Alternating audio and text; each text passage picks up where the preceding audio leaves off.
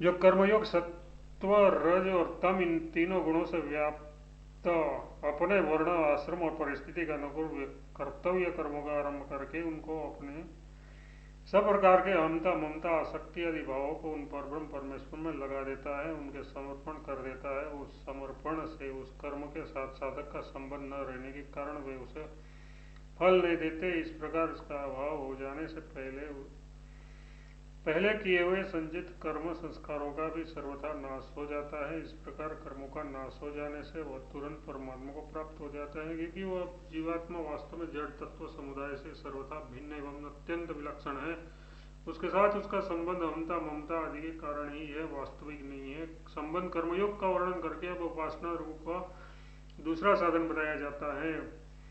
वे समस्त जगत के आदि कारण सर्वशक्तिमान परमेश्वर तीनों कालों से सर्वथा अतीत है। उसके काल का उनमें काल का कोई भेद नहीं है। भूत और भविष्य भी उनकी दृष्टि में वर्तमान ही है। वे प्रश्नोपनिषद में बताई हुई 16 कलाओं से रहित होने पर भी यथार्थ संसार से सर्वथा संबंध रहित होते हुए भी प्रकृति के साथ जीव का संयोग कराने वाले कारण के भी कारण है। ये बात इस रहस्य को जानने वाले ज्ञानी महापुरुषों द्वारा देखी गई है। वे परमेश्वर ही एकमात्र स्तुति करने योग्य है। उन्हें ढूंढने के लिए कहीं दूर जाने की आवश्यकता नहीं है, वे हमारे हृदय में ही स्थित है। इस बात पर दृढ़ विश्वास करके सब प्रकार के रूप धारण करने वाले तथा जगत रूप में प्रकट हुए सर्वाधार सर्वशक्तिमान परमदेव परम पुराण पुरुष परमेश्वर की उपासना करके उन्हें प्राप्त करना चाहिए। संबंध अब ज्ञान योग रूप तीसरा साधन बताया जाता है। जिनकी अचिंत्य शक्ति के प्रभाव से वह प्रपंच रूप संसार निरंतर घूम रहा है, प्रवाह रूप से सदा चलता रहता है। वे परमात्मा इस संसार रूप काल और आकृति आदि से सर्वथा अतीत और भिन्न है। यथार्थ वे संसार से सर्वथा संबंध रहित, काल का भी ग्रास कर जाने वाले एवं आकार रहित है। तथापि वे धर्म की वृद्धि एवं पाप का नाश करने वाले समस्त ऐश्वर्यों के अधिपति और समस्त जगत के आधार है। यह संपूर्ण विश्व उन्हीं के आश्रित है, उन्हीं की सत्ता से टिका हुआ है। अंतर्यामी रूप से वे हमारे हृदय में भी है। इस प्रकार उन्हें जानकर ज्ञान योगी अमृत स्वरूप परमात्मा को प्राप्त हो जाता है। संबंध पहले अध्याय में जिसका वर्णन आया है, वे ध्यान के द्वारा परमात्मा का प्रत्यक्ष करने वाले महात्मा कहते हैं। वे परब्रह्म पुरुषोत्तम समस्त ईश्वरों के लोकपालों के भी महान शासक है। अर्थात वे सब भी उन महेश्वर के अधीन रहकर जगत का शासन करते हैं। समस्त देवताओं के भी वे परम आराध्य है, समस्त पतियों रक्षकों के भी परम पति है तथा समस्त ब्रह्मांडों के स्वामी है। उन स्तुति करने योग्य प्रकाश स्वरूप परमदेव परमात्मा को हम लोग सबसे पर जानते हैं। उससे पर यथार्थ श्रेष्ठ और कोई नहीं है। वे इस जगत के सर्वश्रेष्ठ कारण है और वे परब्रह्म परमात्मा का न तो कोई जनक अर्थात उन्हें उत्पन्न करने वाला पिता है और न कोई उनका है। उन परब्रह्म परमात्मा का न तो कोई जनक अर्थात उन्हें उत्पन्न करने वाला पिता है और न कोई उनका अधिपति ही है। यह जन्मा सनातन सर्वत करने वाला पिता है और न कोई उनका अधिपति ही है। यह जन्मा सनातन सर्वदा स्वतंत्र और सर्वशक्तिमान है। जिसमा सनातन सर्वदा स्वतंत्र और सर्वशक्तिमान है। जिस प्रकार मकड़ी अपने से प्रकट हुए इन तंतु जाल से स्वशक्तिमान है, जिस प्रकार मकड़ी अपने से प्रकट हुए इन तंतु जाल से स्वयं आच्छादित हो जाती है, उनमें अपने को प्रकट हुए इन तंतु जाल से स्वयं आच्छादित हो जाती है, उनमें अपने को छिपा लेती है। उसी प्रकार जिन एक देव परम पुरुष परमेश्वर अपने को छिपा लेती है, उसी प्रकार जिन एक देव परम पुरुष परमेश्वर ने अपनी स्वरूपभूत मुख्य एवं देव परम पुरुष परमेश्वर ने अपनी स्वरूपभूत मुख्य एवं दिव्य अचिंत्य शक्ति से स्वरूपभूत मुख्य एवं दिव्य अचिंत्य शक्ति से उत्पन्न अन्य अनंत कार्यों द्वारा स्वभाव से ही अपने को आच्छादित कर रखा है, जिसके कारण संसारी जीव उन्हें देख नहीं पाते। वे सर्वशक्तिमान सर्वाधार परमात्मा हम लोगों को सबके परम आश्रयभूत अपने परब्रह्म स्वरूप में स्थापित करे। वे एक ही परमदेव परमेश्वर समस्त प्राणियों के हृदय रूप गुफा में छिपे रहे हुए हैं। वे सर्वव्यापी और समस्त प्राणियों के अंतर्यामी परमात्मा है। वे ही सबके कारणों सबके कर्मों के अधिष्ठाता, उनको कर्मानुसार फल देने वाला और समस्त प्राणियों के निवास स्थान आश्रय है, और तथा वे ही सबके साक्षी शुभाशुभ कर्मों को देखने वाले परम चेतन स्वरूप तथा सबको चेतना प्रदान करने वाले सर्वथा विशुद्ध अत्यंत यथार्थ निर्लेप और प्रकृति के गुणों से अतीत भी हैं।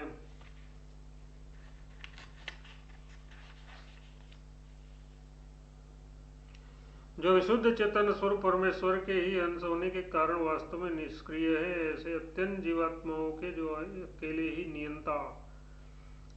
ही नियंता कर्मफल देने वाले हैं, जो एक प्रकृति रूप बीज को बहुत प्रकार से रचना करके इस विचित्र जगत के रूप में बनाते हैं, उन हृदय स्थित सर्वशक्तिमान परम सुहद परमात्मा को जो धीर पुरुष निरंतर देखते रहते हैं, निरंतर उन्हीं में तन्मय हुए रहते हैं, उन्हीं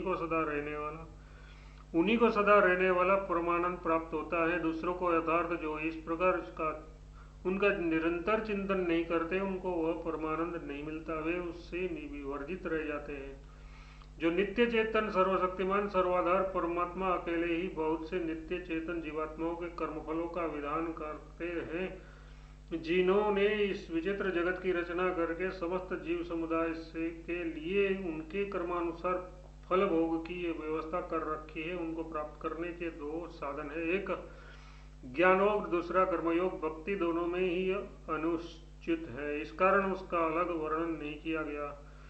उन ज्ञान योग और कर्मयोग का द्वारा प्राप्त किए जाने योग्य सबके कारणभूत परमदेव परमेश्वर को जानकर मनुष्य समस्त बंधनों से सर्वदा मुक्त हो जाता है। जो उन्हें जान लेता है और प्राप्त कर लेता है, वह कभी किसी भी कारण से जन्म मरण के बंधन में नहीं पड़ता है। मनुष्य को उन सर्वशक्तिमान सर्वाधार परमात्मा को प्राप्त करने के लिए अपनी योग्यता और रुचि के अनुसार ज्ञान योग या कर्म योग किसी एक साधन में तत्परता पूर्वक लग जाना चाहिए।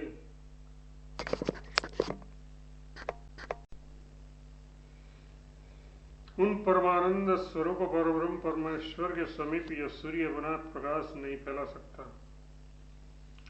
जिस प्रकार सूर्य के प्रकाशित होने पर जुगनू का प्रकाश लुप्त हो जाता है, उसी प्रकार सूर्य का भी तेज वहां लुप्त हो जाता है। चंद्रमा, तारागण और बिजली भी वहां अपना प्रकाश नहीं फैला सकते। फिर इस लौकिक अग्नि की तो बात ही क्या है, क्योंकि इस जगत में जो कोई भी प्रकाशशील तत्व है, वे उन पर प्रकाश स्वरूप परब्रह्म पुरुषोत्तम की प्रकाश शक्ति के किसी अंश को पाकर ही प्रकाशित होते हैं। फिर वे अपने प्रकाश के समीप कैसे अपना प्रकाश फैला सकते हैं। अतः ये समझना चाहिए कि वह संपूर्ण जगत उन जगतात्मा पुरुषोत्तम के प्रकाश से ही प्रकाशित हो रहा है।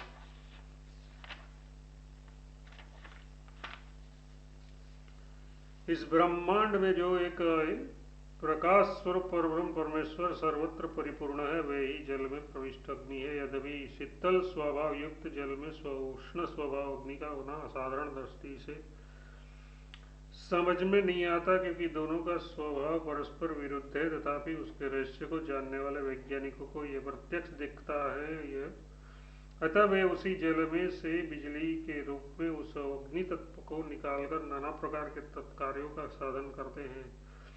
शास्त्रों में भी जगह जगह ये बात कही गई है कि समुद्र में वड़वानल अग्नि है, अपने कार्य में कारण व्याप्त रहता है। इस न्याय से भी जल तत्व का कारण होने से तेज तत्व का जल में व्याप्त होना उचित ही है, किंतु इस रहस्य को न जानने वाला जल में स्थित अग्नि को नहीं देख पाता। इसी प्रकार परमात्मा जड़ जगत से स्वभावतः सर्वथा विलक्षण है, क्योंकि वे चेतन ज्ञान स्वरूप और सर्वज्ञ है, तथा ये जिनका प्रकरण चल रहा है वे ज्ञान स्वरूप परब्रह्म पुरुषोत्तम जगत जिनका प्रकरण चल रहा है वे ज्ञान स्वरूप परब्रह्म पुरुषोत्तम जगत संपूर्ण जगत की रचना करने वाले सर्वज्ञ और परब्रह्म पुरुषोत्तम जगत संपूर्ण जगत की रचना करने वाले सर्वज्ञ और स्वयं ही अपने को प्रकट करने में हेतु है। उन्हें प्रकट करने वाला कोई दूसरा कारण नहीं है। सरकार और स्वयं ही अपने को प्रकट करने में हेतु है, उन्हें प्रकट करने वाला कोई दूसरा कारण नहीं है। वे काल के भी महाकाल है, काल की भी उन तक पहुंच नहीं वाला कोई दूसरा कारण नहीं है। वे काल के भी महाकाल है, काल की भी उन तक पहुंच नहीं है। वे कालातीत है। कठोपनिषद में भी कहा है कि सबका संहार करने वाला मृत्यु कालातीत है। कठोपनिषद में भी कहा है कि सबका संहार करने वाला मृत्यु उन महाकाल रूप परमात्मा का वाला मृत्यु उन महाकाल रूप परमात्मा का उपचेतन उपसेकाल रूप परमात्मा का उपचेतन उपसेचन खाद है। वे सर्वशक्तिमान परमेश्वर सौहार्द प्रेम दया आदि समस्त कारण समस्त कल्याण में दिव्य गुणों से संपन्न है। संसार में जितने भी शुभ गुण देखने में आते हैं वे उन दिव्य गुणों के किसी एक अंश की झलक है। वे समस्त जीवों को उनके कर्मों को और अनंत ब्रह्मांडों के भीतर तीनों कालों में घटित होने वाली छोटी से छोटी और बड़ी से बड़ी घटना को भलीभांति जानते हुए प्रकृति और जीव समुदाय के अपनी अपरा और परा दोनों प्रकृतियों के स्वामी तथा कार्य कारण रूप में स्थित सत्व आदि तीनों गुणों का यथायोग्य नियंत्रण करते हैं। वे ही इस जन्म मृत्यु रूप संसार चक्र में जीवों को उनके कर्मानुसार बांधकर रखते उनका पालन पोषण करते और इन संबंध से जीवों को मुक्त भी करते हैं। उनकी कृपा से जीव मुक्ति के साधन में लगकर साधन के परिपक्व होने पर मुक्त होते हैं। जिनके स्वरूप का पूर्व मंत्र में वर्णन हुआ है वे परब्रह्म परमेश्वर ही इस जगत में स्वरूप हो जगत के स्वरूप में स्थित अमृत स्वरूप एक रस है। इस जगत के उत्पत्ति विनाश स्वरूप परिवर्तन से उनका परिवर्तन नहीं होता। वे समस्त ईश्वरों में समस्त लोगों का पालन करने के लिए नियुक्त किए हुए लोकपालों में भी अंतर्यामी रूप से स्थित है। वे सर्वज्ञ सर्वत्र परिपूर्ण परमेश्वर ही समस्त ब्रह्मांड की रक्षा करते हैं। वे ही संपूर्ण जगत का सदा यथायोग्य नियंत्रण और संचालन करते हैं। दूसरा कोई भी जगत पर शासन करने के लिए उपयुक्त हेतु नहीं प्रतीत होता, क्योंकि दूसरा कोई भी सब पर शासन करने में समर्थ नहीं है। संबंध उपयुक्त परमेश्वर को जानने और पाने के लिए साधन के रूप में उन्हीं की शरण लेने का प्रकार बताया जाता है।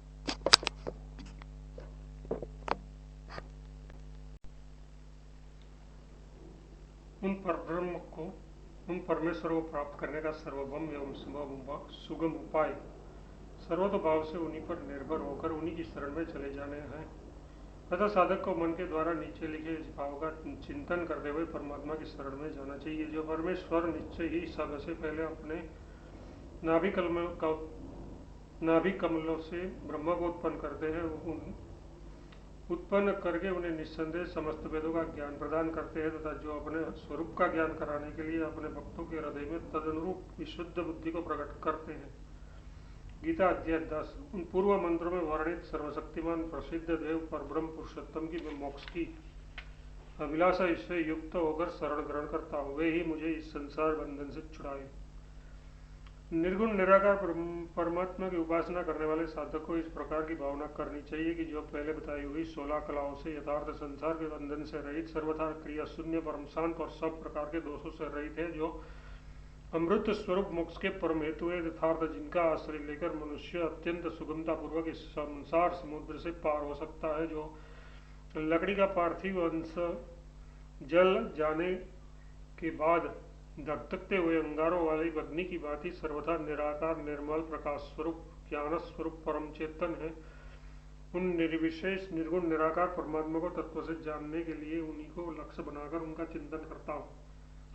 संबंध पहले जो ये बात कही गई थी कि संसार बंधन से छूटने के लिए उन परमात्मा को जान लेने के सिवा दूसरा कोई उपाय नहीं है, उन्हीं को दृढ़ किया जाता है।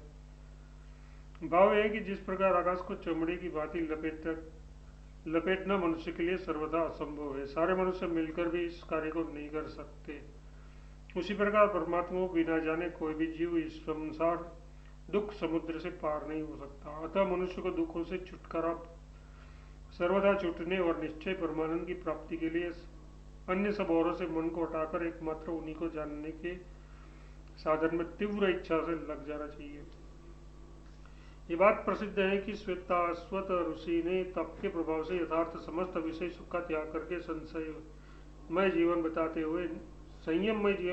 बिताते हुए निरंतर परमात्मा के ही चिंतन में लगे रहकर उन परमदेव परमेश्वर की अहेतु की दया से उन्हें जान लिया था। फिर उन्होंने ऋषि समुदाय से सेवित होना चाहिए तथा जो अपना पुत्र न हो तथा शिष्य न हो उसे भी नहीं देना चाहिए। भाव यह है कि यह नहीं देना चाहिए, तथा जो अपना पुत्र न हो तथा शिष्य न हो उसे भी नहीं देना चाहिए। भाव यह है कि या तो जो सर्वथा शांत चित्त हो ऐसे अधिकारी को देना चाहिए। भाव कि या तो जो सर्वथा शांत चित्त हो ऐसे अधिकारी को देना चाहिए, अथवा जो अपना पुत्र या शिष्य हो उसे देना चाहिए, क्योंकि पुत्र और शिष्य को अधिकारी को देना चाहिए, अथवा जो अपना पुत्र या शिष्य हो उसे देना चाहिए, क्योंकि पुत्र और शिष्य को अधिकारी बनाना पिता और गुरु का ही काम है, अतः वह देना चाहिए, क्योंकि पुत्र और शिष्य को अधिकारी बनाना पिता और गुरु का ही काम है, अतः वह पहले से ही अधिकारी हो, यह नियम नहीं है।